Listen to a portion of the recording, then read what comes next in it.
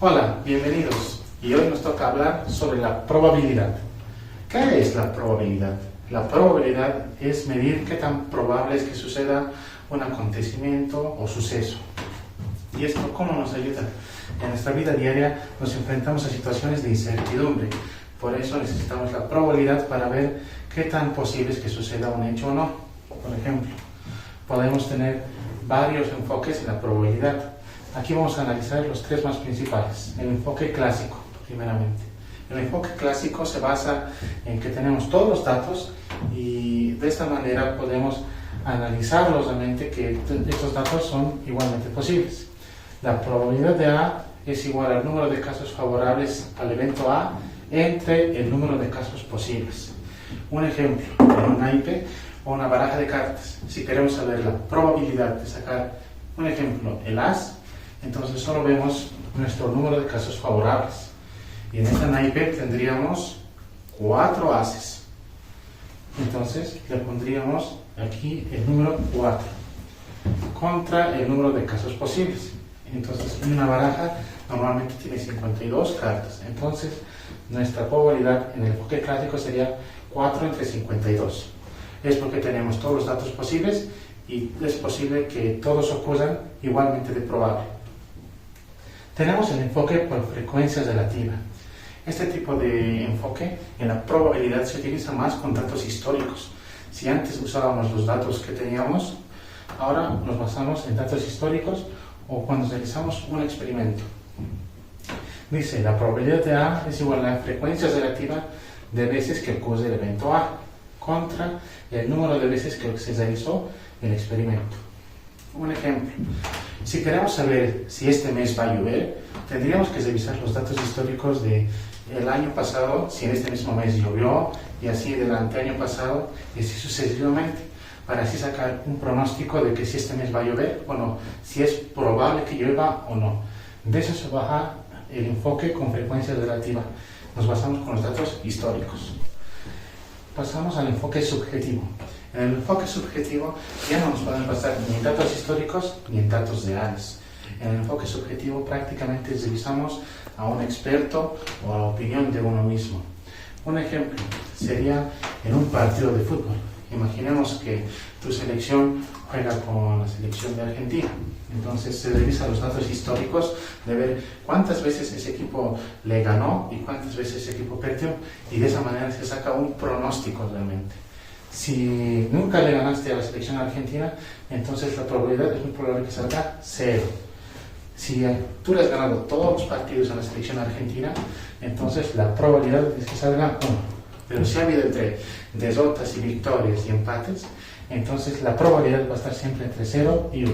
El 0 nos indica que no es probable que suceda ese hecho, el 1 que es 100% confirmado, y entre 0 y 1, qué tipo de probabilidad hay de que ocurra ese evento.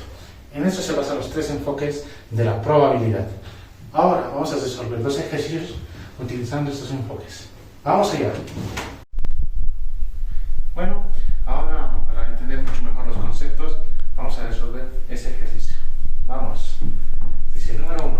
Para cada una de las siguientes situaciones, indique cuál de los enfoques de probabilidad sería más útil para determinar el valor de la probabilidad. Entonces, en estas situaciones vamos a tener que utilizar lo que aprendimos hace momentos, los 3 tipos de enfoque de la probabilidad: el enfoque clásico, el enfoque por frecuencia relativa y el enfoque subjetivo. Vamos a ver cuál se trata cada situación. Número 1. Opción A. La probabilidad que se obtenga un as o un 10 de tréboles en una sola extracción de una baraja de 52 cartas. Bueno, aquí ya nos menciona que cuál es la probabilidad que salga un as, ¿no? Entonces, uno sabemos que en una baraja de 52 cartas, lo normal es que hayan 4 ases. Y también nos menciona un 10 de tréboles. Entonces, en una baraja solamente hay un 10 de tréboles. Si nosotros lo juntamos aquí en toda la baraja y lo mezclamos, podemos tener una opción de 5 entre 52. ¿Por qué? Porque recordamos el enfoque clásico. Nos dice que nos basamos en datos reales, en datos que tenemos, y cada opción tiene la misma probabilidad de salir. Aquí cada opción tiene la misma probabilidad de salir. Entonces, por eso, si distinguimos el enfoque para la primera opción, sería el enfoque clásico, porque conocemos los datos que tiene, entonces aquí lo marcamos con una C de clásico. Vamos con la opción B, la probabilidad que una persona escogida aleatoriamente entre las que entran a una tienda comercial haga una compra en dicha tienda. En esta situación ya no nos ofrecen algún dato, ya no tenemos el dato si dónde es la tienda, qué días abre, no tenemos ningún dato. Entonces, ¿qué podría hacer la tienda realmente en este caso? Las tiendas tienen un registro de cuánto venden al día, tienen un registro de qué días hay más transcurriendo de personas, entonces recurrimos a esos datos históricos. Y cuando hablamos de datos históricos, ya rápidamente se nos tiene que venir el enfoque por frecuencia relativa, porque nos basamos en los datos que tiene la empresa, en este caso la tienda, para ver cuánto es la probabilidad de que una persona entre y compre en la tienda. Entonces, por basarnos en datos históricos, ya le damos el enfoque por frecuencia relativa. Lo marcamos frecuencia relativa. Vamos con la opción C. La probabilidad que haya huelga de profesores en el próximo ciclo académico. Bueno, aquí ya nos deja una situación un poco más difícil. Que haya una huelga una huelga de maestros depende de muchos factores que no se pueden adivinar, realmente no se puede tener certeza. No se tienen datos reales, ni tampoco se puede tener datos históricos. Lo más probable es cuando hay una huelga, pero fue diferente situación, la situación del país es diferente, la huelga con otros dirigentes, entonces eso varía realmente, entonces no podemos basarnos en datos históricos. Por ende, tendremos que consultar al dirigente de los profesores, consultar la situación cómo está y cuándo puede haber una huelga. Entonces estamos recurriendo a la opinión de un experto o alguien tercero, y cuando recurrimos a la opción de un tercero, entonces nos recordamos que es la probabilidad con enfoque subjetivo, porque estamos recurriendo a una tercera persona, a su opinión, y para que nos diga qué probable es que ocurra una huelga de profesores en el próximo ciclo académico. Entonces ponemos subjetiva. Opción D, la probabilidad que un producto escogido aleatoriamente de una producción grande sea defectuoso. Aquí nos dice que vamos a hacer un producto al azar, y si este producto sale defectuoso, entonces ¿qué tan probable es que me salga defectuoso? Las empresas tienen un registro de cuánta producción realizan y de esta producción cuánto será defectuoso. Entonces podemos revisar estos datos, podemos revisar qué tan porcentaje sale defectuoso en una empresa, en una determinada producción, y en base a estos datos podemos sacar la probabilidad. Y como nos estamos basando en los datos históricos de la empresa, eso nos vuelve a recordar entonces datos históricos, frecuencia relativa. Entonces, como nos basamos en datos históricos para saber la probabilidad, nos basamos en la frecuencia relativa. Aquí notamos F. Vamos con la opción E, la probabilidad que haya legislatura extraordinaria del Congreso después de la próxima legislatura. En la legislación, realmente en los países, en el Congreso, hay legislaturas ordinarias y extraordinarias. Las ordinarias son las que están en la Constitución de cada país y se dan cada cierto tiempo periodo. Pero una extraordinaria es por alguna situación X o Y Z que pasa en el país o en la coyuntura actual. Entonces, aquí, para saber esa probabilidad de que haya una legislatura extraordinaria, no nos podemos basar en datos reales, porque no nos da ningún dato aquí, y tampoco en datos históricos, porque la situación del país cambia en cada momento, cambian los congresistas, entonces no podemos basarnos en un dato histórico. Lo que podemos hacer es consultar, ¿no?, a un analista político, consultar al presidente del Congreso, consultar realmente a algunos periodistas que se especializan en esto de la política y preguntarle, ¿no?, cuál cree que sea la probabilidad de que haya una legislatura extraordinaria. Y ahí nos explicará por qué situación puede haber o no una legislatura extraordinaria. Entonces, si estamos consultando a una tercera persona, a una opinión de un tercero, entonces cuando consultamos una opinión es el enfoque subjetivo. Y aquí está. Bueno, de esta manera hemos resuelto para cada situación, le hemos designado qué enfoque sería adecuado para calcular la probabilidad. Bueno, ahora vamos a continuar con otro ejercicio. Veamos el ejercicio número 38. Una urna contiene 5 bolas blancas, 4 rojas y 3 negras. Otra contiene 5 bolas blancas, 6 rojas y 7 negras. Se elige una bola de cada urna. ¿Cuál es la probabilidad que todas sean del mismo color? Es lo que nos indica el ejercicio. Podemos simular que aquí tenemos las dos urnas y queremos hallar la probabilidad de que al sacar dos sean del mismo color. Vamos a resolverlo. Vamos con la resolución.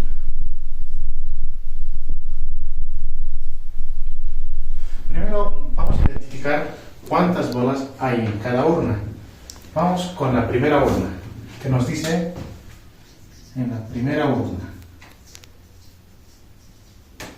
tenemos 5 bolas blancas, entonces aquí anotamos 5 blancas.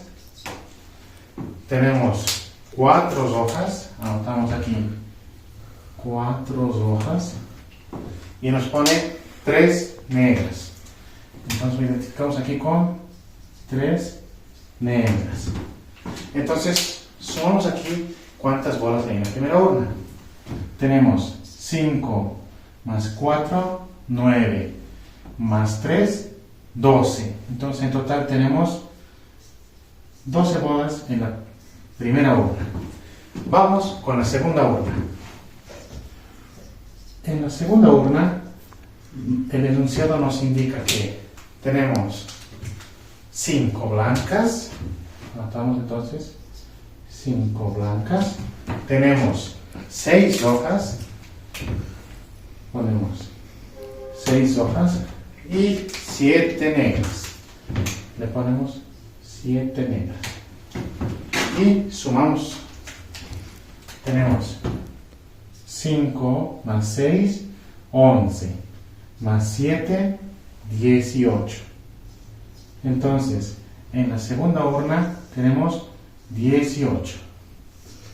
Ya hemos identificado cuántas bolas tenemos en cada urna. Ahora, queremos hallar la probabilidad de que al sacar una bola de cada urna, estas sean del mismo color. Entonces tendremos 3 casos que vamos a analizar. Podemos sacar primeramente blanca con blanca, porque son del mismo color. La segunda opción que se nos transmite sería hoja con hoja. Hoja con hoja. Y la última opción que tendríamos es negra con negra.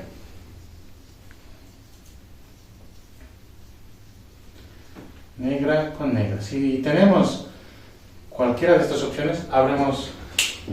Esta es la probabilidad de que nos salga. Tenemos que buscar estas 3 opciones. Entonces, ¿qué hacemos para resolver este ejercicio? Primeramente vamos a calcular la probabilidad independientemente de cada una y luego las sumamos. Vamos para ello. Vamos a empezar aquí con la blanca. Entonces, vamos con la probabilidad de las blancas. Como aquí tenemos todos los datos, nos dicen que 5 bolas blancas, tenemos cuántas bolas hay en cada una, entonces, ¿qué nos recuerda esto? Nos recuerda el enfoque clásico. Y en el enfoque clásico hemos revisado que la probabilidad es igual al número de casos favorables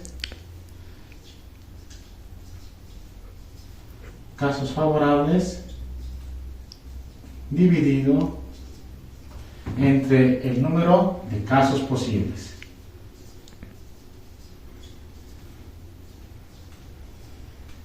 Y esta es la fórmula que vamos a aplicar para resolver y hallar la probabilidad de las blancas. Vamos. Trabajaremos primeramente con la primera urna. Vamos con la primera urna. Tenemos la probabilidad va a ser igual al número de casos favorables. ¿Cuántas bolas blancas hay en la primera urna? Revisamos y nos da 5. Y esto lo dividimos entre el número de casos posibles. Entonces, ¿cuántas bolas hay en la primera urna? Hay 12 bolas. Entonces, colocamos 12. de las 12 bolas que hay en la primera urna, 5 son blancas. Entonces, eso nos da la probabilidad de 5 entre 12. Esta para la primera urna. Ahora vamos para la segunda urna. En la segunda urna, repetimos el mismo procedimiento. La probabilidad va a ser igual al número de casos favorables. El número de casos favorables que tenemos en la segunda urna es 5, de igual manera. Entonces anotamos 5 entre el número de casos posibles. Y el número de casos posibles, revisamos aquí, que es 18. Entonces anotamos aquí el 18. Entonces para la segunda urna, el número de casos posibles es 5 entre 18.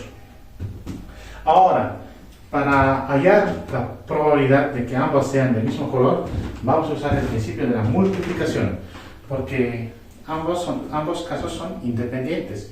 Que yo saque una bola no influye en esto. Entonces por eso usamos el principio de multiplicación. Vamos para allá. Multiplicamos.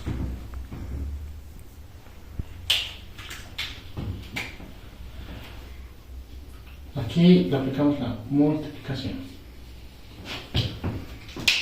Tenemos en la primera urna 5 doceavos por el de la segunda urna, que es 5 18avos.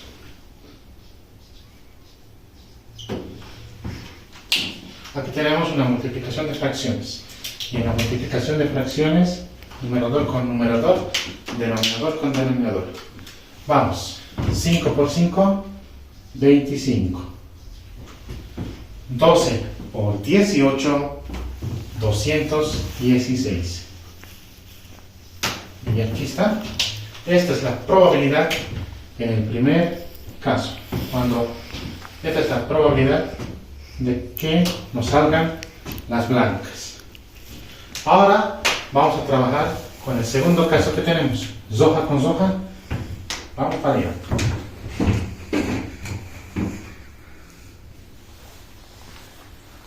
Vamos con la probabilidad de las sojas. Aquí ambos.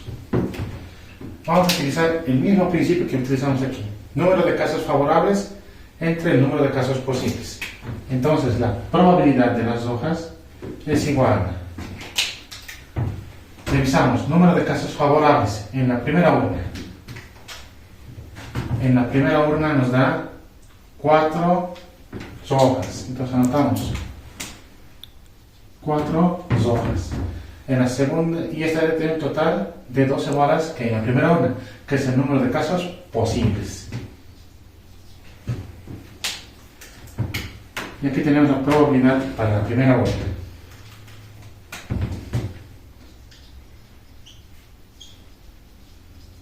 Vamos con la segunda urna y trabajamos con la misma forma. La probabilidad de que nos salgan las hojas en la segunda urna. Número de casos favorables. Tenemos 6. Entonces la probabilidad es 6.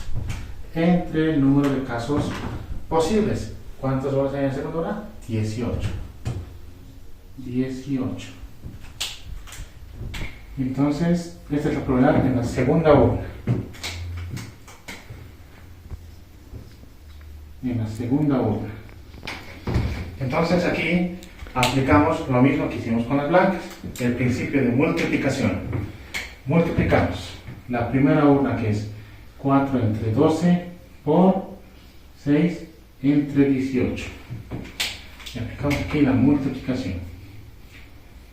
Y la multiplicación es numerador con numerador, denominador con denominador. 4 por 6. 4 por 6, 24. Y 2 entre 18, 216. 216. Entonces aquí ya tenemos la probabilidad de que nos salgan hojas. Ahora vamos con nuestro último caso que tenemos. Negra con negra. Vamos a hallar la probabilidad de las negras. Vamos allá. Entonces, al trabajar con negra, vamos a notamos negra. Repetimos la misma fórmula, porque es el enfoque clásico. Vamos para allá. Para la primera urna. Vamos para la primera urna.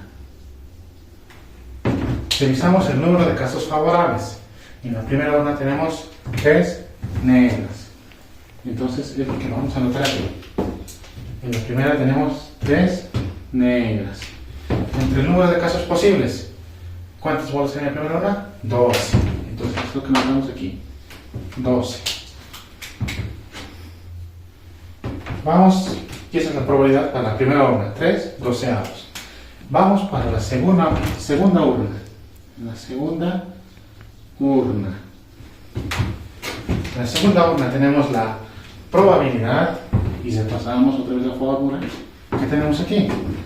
Número de casos favorables contra el número de casos posibles. En la segunda urna tenemos 7 negros, entonces anotamos 7 como número de casos favorables. Y el número de casos posibles, ¿cuántas bolas hay en la segunda urna? 18. Entonces anotamos el número 18. De esta manera ya tenemos la probabilidad que salgan negras en la segunda urna. Ahora aplicamos nuevamente el principio de la multiplicación para hallar la probabilidad total. Entonces multiplicamos 3 doceavos entre 7 18avos. Como estamos en multiplicación, ya sabemos, numerador con numerador y denominador con denominador. Entonces, 3 por 7, 21. 12 por 18, 12 por 18, 216. Entonces, de esta manera ya tenemos la probabilidad para que nos salgan negras y negras. Entonces, ya hemos hallado, para que nos salgan blancas y blancas, la probabilidad es 25 entre 216. Para que nos salgan rojas, es 24 entre 216. Y para que nos salgan negras, es 21 entre 216. Ahora que ya tenemos la probabilidad de cada uno de los casos posibles, lo que único que vamos a hacer es sumar, porque al hallar un caso, de manera excluimos a los demás casos, por eso aplicamos el principio de la adición. Entonces, vamos a trabajar allá. Bueno, ahora vamos a hallar la probabilidad general, ¿no? Que nos salga 2 bolas del mismo color.